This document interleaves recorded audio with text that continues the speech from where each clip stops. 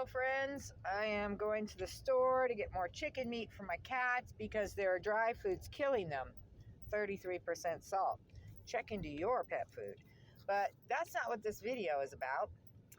I was told by my inner voice to turn the camera on, and I have been trying to solve the riddle. Now, what am I talking about? When Shakespeare died, I guess his grave had a little plaque on it, and I'll include the pictures, and it has to do with forbearing these stones, which are actually his bones, and it says, do not touch the dust where these bones lie. Who's buried where Shakespeare is? Who? Okay, so let's go into what forbear means.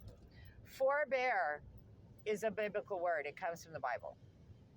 And Shakespeare used it in the 1500s, forbear, but he didn't have an E. It was Forbear,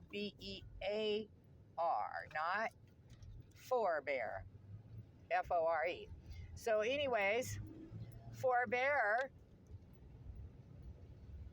the Bible tells us about our generations of man, doesn't it? It says begotten, doesn't it? Well, forbear means my grandma forbeared my mother, and she forbeared me. My grandfather forbeared me. I forbear my grandfather. Begot is like forbear, okay? Because they were before you and they bared your DNA. Going up the hill. So let's think about this. Forbear also means beware, don't come any closer. Okay? And forbear also means, gotta shift. Forbear also means forbear the times of trouble. So let's really think about this. I looked it up in the Bible, and they said that the period of the tribulation was the whole 7 years. I can't remember if it's tribulation or not, but I'm driving. I can't look at my notes. But it said the whole 7 years is a test, okay? The whole 7 years. And we've been through this 7 years now. And what have we had to forbear in 7 years? I remember when I heard the secrets that will be exposed, and I was so excited. I was like, oh, I want to share it with someone so bad. I don't want to be alone. So I told all my family and my friends, and they just went, you're a freak. And they started to hate me because it's not what they believed in. They believe in the illusion, and I don't. Okay? So it just promoted those people to hate on me. And then I had to forbear even harder. But forbearing means enduring. And, and bearing the 7 years of judgment or whatever might happen, biblical times. Oops, I wanted to go that way. Oh, I am in fifth gear. So, it came to me and then it was gone. When you learn to forbear, you learn to bear it. To bear it all. B-E-A-R. There was a nice biblical quote that I had, and it's probably in your brain, but it slipped out of mine. So I'm going to turn this off while I think about it. Bear witness. The Bible is about the righteous people of God bearing witness to what transpires. And why do we have to bear witness to what transpires? Well, I'll tell you, because we don't want it to repeat again. We must watch with our eyes, forbear everything that's happening, because we need to be the forebearers for our grandchildren grandchildren and their grandchildren and their grandchildren, so that we can speak the revelation to them like a story or a parable. And here's another thing I'm going to tell you.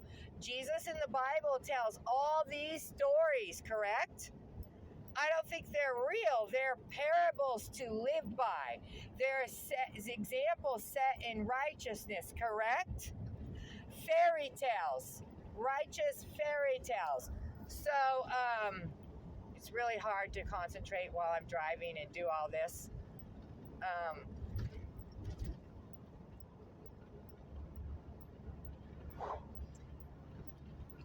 What does Shakespeare do?